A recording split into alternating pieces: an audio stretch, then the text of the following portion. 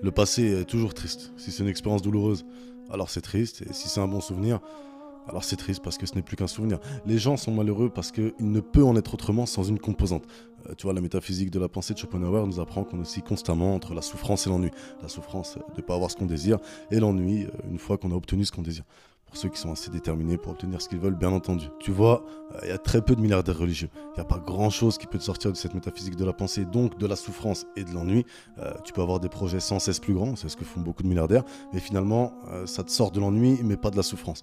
Tu as le renoncement à la volonté, donc une sorte d'ascétisme non religieux, mais finalement, si t'es pas religieux, tu ne crois pas en une vie après la mort. Donc, renoncer au plaisir de celle-là, tout en se disant qu'il n'y a rien après, je crois que c'est le summum de l'ennui. Donc, en retournant la question dans tous les sens, le seul moyen de sortir de cette spirale infernale, je trouve que c'est la religion. Un équilibre entre cette vie et celle d'après. Quand je dis équilibre, je parle pas de laxisme comme la majorité, ni d'extrémisme comme les dégénérés.